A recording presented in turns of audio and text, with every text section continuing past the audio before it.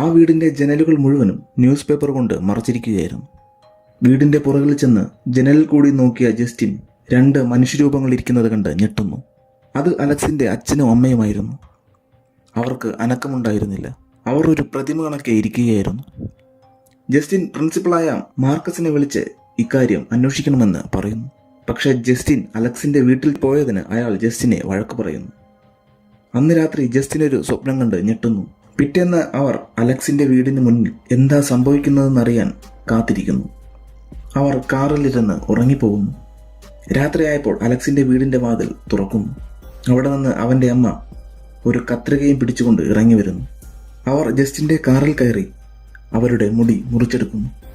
Archer കാണാതായ കുട്ടികളിൽ ഒരാളുടെ അച്ഛനാണ്. അയാൾ പോലീസ് സ്റ്റേഷനിൽ ചെന്ന് കേസിൻ്റെ വിവരങ്ങൾ അന്വേഷിക്കുന്നു. ജസ്റ്റിനെ കുറിച്ച് കൂടുതൽ അന്വേഷിക്കാത്തതിൽ അയാൾ പോലീസുകാരനോട് ദേഷ്യപ്പെടുന്നു. സ്കൂളിൽ മീറ്റിംഗ് നടന്ന ദിവസം അയാൾ ജസ്റ്റിനെ ഫോളോ ചെയ്യുന്നു. അവർ വീട്ടിൽ കയറിയതിന് ശേഷം അവരുടെ കാറിൽ വിച്ചെന്ന് പെയിന്റ് ചെയ്യുന്നു. ആർച്ചറും ഒരു ക്ലൗണിനെ സ്വപ്നം കാണുന്നു. അയാൾ തൻ്റെ മകനെ കണ്ടുപിടിക്കാൻ ഇറങ്ങിത്തിരിക്കുന്നു.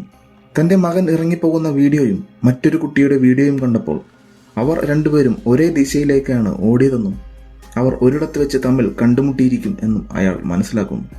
അതെവിടെയാണെന്ന് അന്വേഷിച്ചു പോകുന്നതിനിടെ അയാൾ ജസ്റ്റിനെ കാണുന്നു.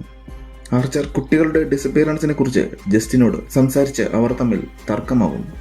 പെട്ടെന്ന് ദൂരെ നിന്നും ആരോ അങ്ങോട്ടേക്ക് ഓടി വരുന്നു. അത് സ്കൂൾ പ്രിൻസിപ്പൽ മാർക്കസ് ആയിരുന്നു. അയാൾ ജസ്റ്റിനെ ആക്രമിക്കുന്നു. പെട്രോളിങ്ങിനിടെ പോൾ ഒരുത്തൻ മോഷ്ടിക്കാൻ ശ്രമിക്കുന്നത് കാണുന്നു. പോൾ അവനെ ഓടിച്ചിട്ട് പിടിക്കുന്നു. അവനെ പരിശോധിക്കുന്നതിനിടയ്ക്ക് അവൻ്റെ പോക്കറ്റിൽ നിന്നും നീഡിൽ കൊണ്ട് പോളിൻ്റെ കൈ മുറിയുന്നു. ദേഷ്യത്തിൽ പോൾ അവനെ തല്ലുന്നു. ബോധം പോയ അവനെ പോൾ എഴുന്നേൽപ്പിച്ച് പറഞ്ഞുവിടുന്നു. ഇക്കാര്യം തൻ്റെ അമ്മായിയച്ഛനും സീനിയറുമായ ഓഫീസറിനോട് പറയുന്നു. ആ പയ്യൻ നിനക്കെതിരെ കംപ്ലൈൻറ്റ് കൊടുത്താൽ നീ തൂങ്ങും. അവനെ ഈ പരിസരത്തേക്ക് അടുപ്പിക്കരുതെന്ന് അയാൾ പറയുന്നു. പോളിൻ്റെ ഫോണിലേക്ക് ജസ്റ്റിൻ മെസ്സേജ് അയക്കുന്നു. അവർ ബാറിൽ മീറ്റ് ചെയ്യുന്നു. പിറ്റേന്ന് പോലീസ് സ്റ്റേഷനിലേക്ക് മറ്റേ കഞ്ചാവ് പയ്യൻ നടന്നു വരുന്നത് പോൾ കാണുന്നു. പോൾ അവനെ പിടിക്കാൻ പോകുന്നു. ജെയിംസ് സ്റ്റഫ് അടിക്കാൻ കാറുകളിൽ നിന്ന് സാധനങ്ങൾ മോഷ്ടിച്ച് വിൽക്കുന്നു. ക്യാഷ് തികയാതെ വന്നപ്പോഴാണ് അവൻ വേറെ ഒരിടത്ത് മോഷ്ടിക്കാൻ ശ്രമിക്കുന്നത്. അപ്പോഴാണ് പോൾ അവനെ കാണുന്നത്. പോളിൻ്റെ കയ്യിൽ നിന്നും രക്ഷപ്പെട്ട അവൻ അടുത്തത് മോഷ്ടിക്കാൻ കയറിയത് അലക്സിൻ്റെ വീട്ടിലായിരുന്നു.